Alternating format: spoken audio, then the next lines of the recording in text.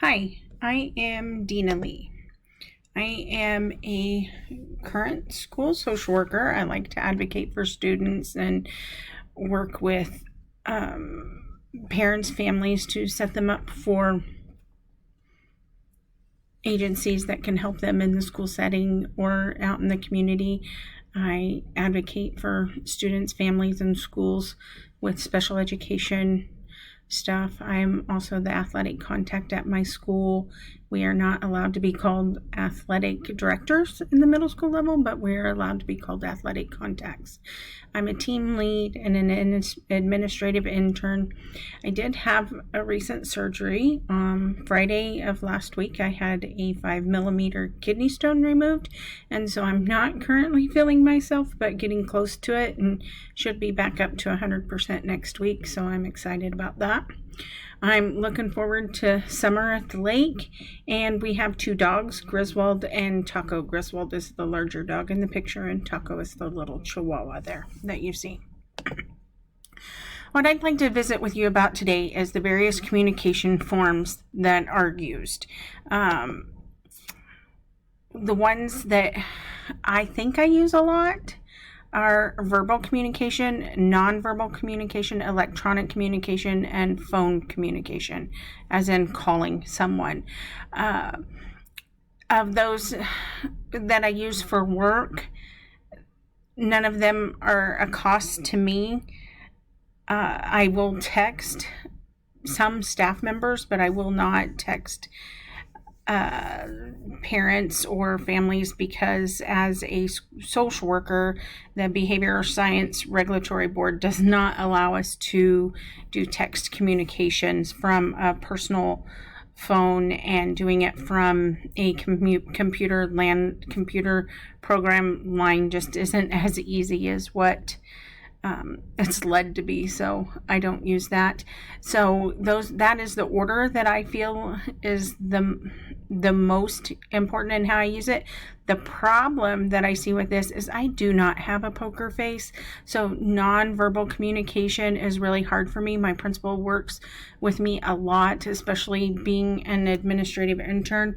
When I become frustrated or something happens, I do turn red from my neck up, and he points that out and lets me know that as I move forward in my career, that there are some people that will target when they see those reactions. Even though I can hold it together and I'm not making a face, I'm not doing anything, but I do get the redness. He said that other people can see that, and that could become a problem. So that is something that I'm learning how to try to regulate. Introduction methods that would help me or that I could do. Yes, I often just say, hi, my name is Dina Lee and I'm a school social worker. And if I said, hi, my name is Dina Lee, I enjoy advocating for students, staffs, and family, and working with them to find places in the community that they need to hook up with or engage in ways to help them, would be such a better introduction than just saying, oh, I'm a school social worker. Even though I still go into, I usually share a story about helping a family or a staff member. It's just not the same, because I often elicit the I'm sorry's when I say, oh, I'm a school social worker. And then as a building leader, I could share my passion about wanting to be a building leader, and I could ask during the introduction, just like they did in the quiz articles, I could say, tell me how someone in a principal role impacted your life, because then I'm asking about the person that I'm talking to and showing that I'm interested in them, and that is a heck of a lot better of a way to communicate than just me saying, hey, I'm Dina Lee, I'm a school social worker. So those quiz articles made more of an impact for me. District strategic policies for communicating. Our district says that we should review emails weekly during breaks, and that we should have no social media contacts with students or their families. I follow these like clockwork. There's no way that I communicate on social media with family members of students or with students. And if a staff member wants to be a friend with me and I see on their friend list that they have those contacts, then I don't accept that friend request, or I don't continue initiate it, or I put the blocks on the account so that things can't be shared or seen, because I'm not going to break that with what the district says. And as for the reviewing of the emails, I also need to be able to share information as it comes on, especially during summer break, that if somebody reached out with an emergency or something, I need to get that to somebody who is working or not off contract so that they can take care of that. Again, the Behavioral Science Regulatory Board has much stronger restrictions than what the district does, and as a master's level social worker, I have to follow that. And our building, I want to take this further, and our building has a policy that emails will be answered within 24 hours. And that has worked amazing with our principal and our staff, because somebody will send an email and then they'll come back, hey, did you get that email? Yeah, I'm working on that. I have 24 hours to get back with you. Just give me a second to get that information back to you. And that communication has been wonderful. The correlation for this assignment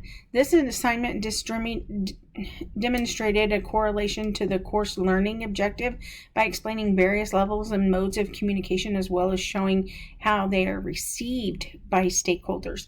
The article from the quiz where the lady had the interaction with the medical staff just hit home with me for some reason, because I often find in situations too many times we just move on. Oh, hey, I'm Dina Lee, or I'm Miss Lee. And I worked at a building one time where the principal made sure that everybody was called Mrs.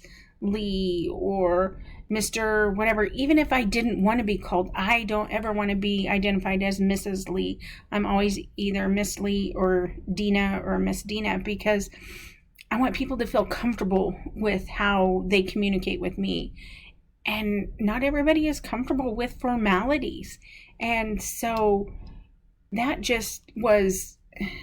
resonated with me, and I really enjoyed the quiz articles so much more than the reading articles. So how is this relevant? This assignment was relevant to my learning because it reiterated that I am so much more than a title. I am so much more than a social worker or a prospective leader, building leader. And it talked to me when I introduce myself and talk to people. I can tell them the why behind my decisions to be a social worker or be building leader, and garner more communication with them than I can if I just say, oh, hey, I'm Dina Lee, the school social worker. Because many times, too many times, when I say I'm a school social worker, it just shuts down the conversation because they feel sorry for me, or they say, oh, bless you for the things that you do. I'm not wanting to elicit sympathy for my job. A lot of times I want to share, these are the things I've gotten to do. This is what has made my role so exciting.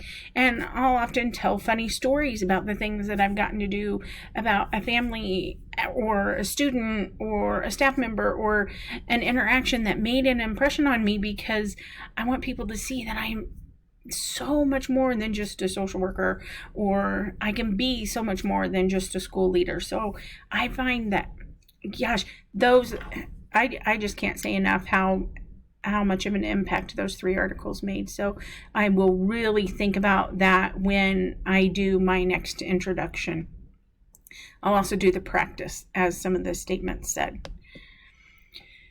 So we often talk about, back in my day, we heard a lot about having an elevator pitch about yourself or about what you do, anything like that.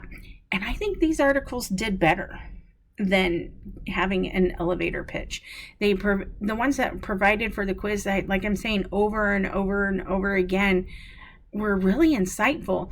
The Tell Me About article that was provided also showed how staff like to be communicated with, and all of those things are strategies that any principal or building leader can implement. And some of those I'm going to implement this next school year because they made an impact, and I found them just to be great ways to open lines of communication. Do I think they made me a better educator? I think they made me a better communicator, and that helps me become a better leader when working with people. And that is all I have tonight. Thank you.